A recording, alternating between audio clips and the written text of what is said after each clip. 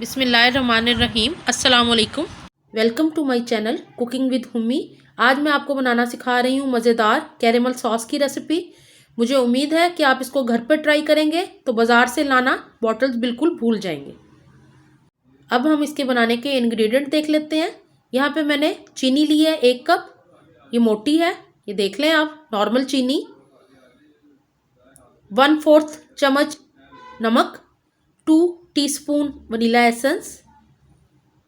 यहाँ मैंने 3 टेबलस्पून पानी के लिए हैं, 2 टेबलस्पून देसी घी या बटर और 1 पैक मैंने क्रीम का लिया है।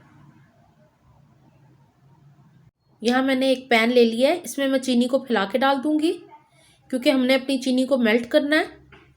तो इसको डाल के मैं थोड़ा सा हिलाऊंगी चम्मच से।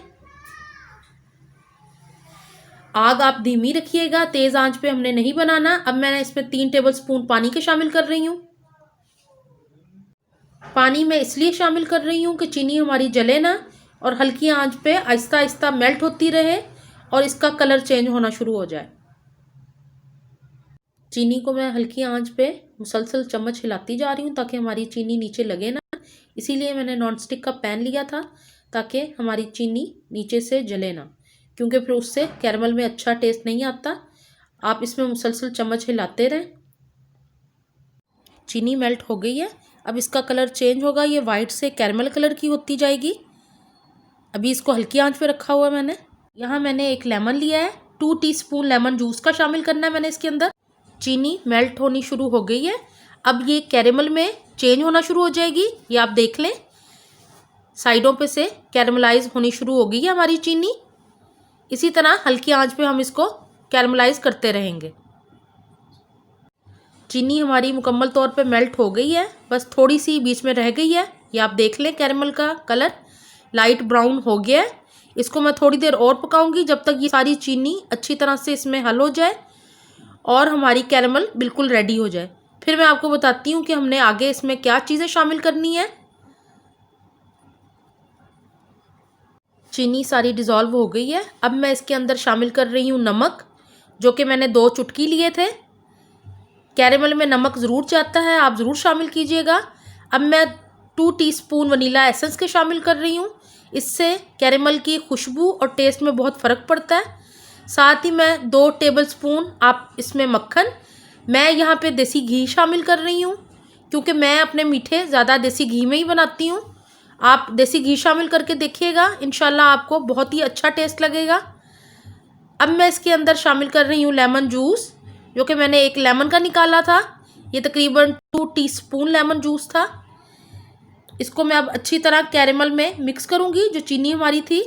यहाँ पे मैंने 1 पैक क्रीम का लिया था, मैं ये भी इसमें शामिल कर दूँगी।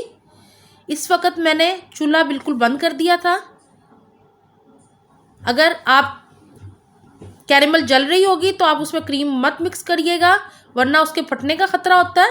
मैंने अब चूल्हा बंद कर दिया है और इसको मैं अच्छी तरह से इसमें मिक्स कर लूँगी ताकि क्रीम और हमारी जो शुगर है वो अच्छी तरह से मिक्स हो जाए। तो इसको थोड़ी देर मैं चम्मच हिलाती रहूँगी, आप देखते जाएं। अभी बेहतरीन सी कैरेमल तैयार हो जाएगी थोड़ी देर में।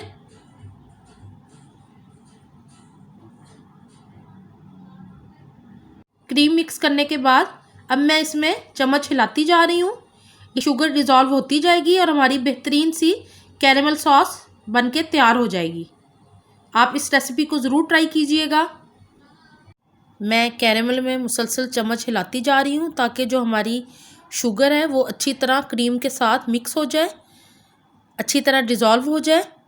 हल्की आंच मैंने की हुई है और मुसलसल चम्मच हिलाती जा रही हूँ। हमारी कैरेमल सॉस बिल्कुल ठंडी हो गई है, इसको मैंने पैन में ही ठंडा किया है। अब मैं इसको सर्व करूँगी। यहाँ पे मैंने एक सर्विंग बाउल ले लिया है और अब मैं इसमें कैरेमल डाल रही हूँ। ये आप ज़रा चेक करें इसकी थिकनेस, कितनी क्रीमी और मज़ेदार कैरेमल सॉस बिल्कुल रेडी है। आप इसको ज़रूर घर पे ट्राई कीजिएगा। ये मुख्तलिफ़ स्वीट डिशेज़ पे, केक्स पे बहुत अच्छी लगती है और आप बाज़ार की कैरेमल सॉस की बॉटल लेना बिल्कुल भूल जाएंगे जब आप इसको ट्राई करेंगे। और मुझे उम्मीद है कि आपको मेरी ये रेसिपी बहुत ही आसान लगी होगी, तो ज़रूर इसको ट्राई कीजिएगा और मुझे बताइएगा।